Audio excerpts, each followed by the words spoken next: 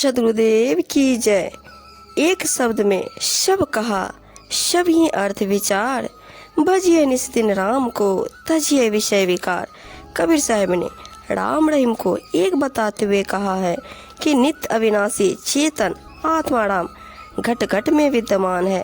सच्चे सतगुरु की शरण में जाकर उनके उपदेश अनुसार मन इंद्रियों को संयमित करके विधिवत सहज साधना द्वारा अपने हृदय में उस परमात्मा राम का साक्षात्कार होता है। इससे परम सुख शांति की प्राप्ति के साथ साथ अंततोगत्वा जीव जन्म मरण के बंधन से छूट जाता है। उनके वचनानुसार इस संसार से उद्धार पाने के लिए व्यवहार और परमार्थ दोनों का सुधार आवश्यक है। अपनी शब्दवाणियों में उन्होंने जीव को फंसाने तथा नरक यात्रा में डालने वाले सांसारिक माया मोह, काम, क्रोध, लोभ और राग, द्वेष, निंदा आदि सब विषय विकारों को त्यागने के लिए कहा है। इसकी निवृत्ति के लिए उन्होंने सद्गुरु की सेवा, भक्ति और संतों की सत्संगति का विशेष निर्देश किया। अपने सारोपदेश में वे सांस सांस में अंतर्यामी राम को भजने तथा समस्त विषय विकारों को त्यागने के लिए कहते हैं। एक ही त्वचा हार मलमूत्रा, एक रुधिर एक कूदा, एक बूंद से सृष्टि रची है। को ब्राह्मण को शूद्रा, रजोगुण ब्रह्मा तमोगुण शंकर, शतगुण हरि होई। कहिए कबीर राम रमी रहिए, हिंदू तुरक न होई। सतगुरु कबीर साहब मानवता का शोषण तथा धर्म का पतन होते नहीं देख सकते थे।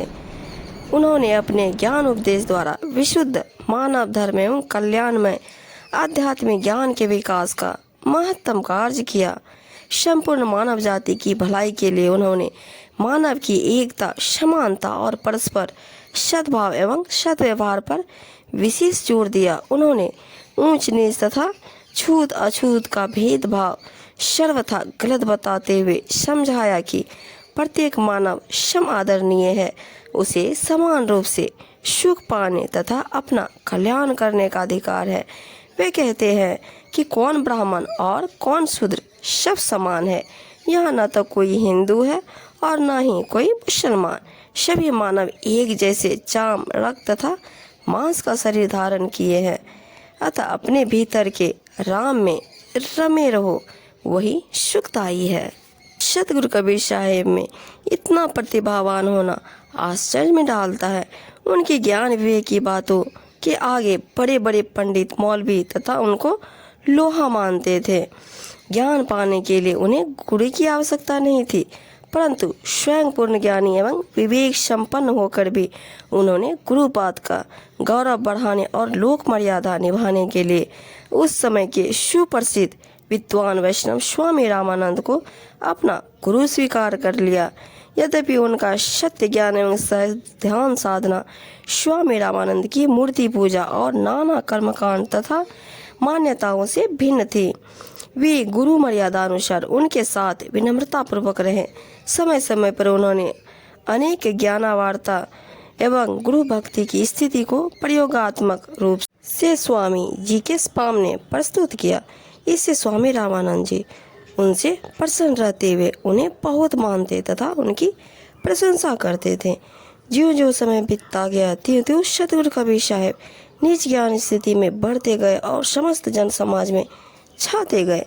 विशेषतः संत भक्तों के बीच वे उत्तरोत्तर प्रकाशमान होते गए। दिनों दिन उनके तेजोमय सत्य स्वरूप एवं दिव्य सत्य ज्ञान की प्रसिद्धि सब और फैलती गई। इस कारण अनेक लोग दूर दूर से उनका ज्ञान सत्संग सुनने तथा अपनी शंका मिटाने उनके पास आने लगे। सतगुरु कबीर साहब भी दया भाव से लोगों की भलाई करने, उन्हें संकट से उबारने, शांति सांत्वना देने और सत्य ज्ञान का प्रचार प्रसार करने के लिए नगर नगर घूमने लगे। इससे संबद्ध उनकी बहुत सी कथाएं पढ़ने सुनने को मिलती है। उस समय के दो बड़े वर्ग हिंदू और मुसलमान थे। उन दोनों वर्गों के बहुत से लोग उनके अनुयायी एवं शिष्य हो गए और उनके पथ पर चल पड़े।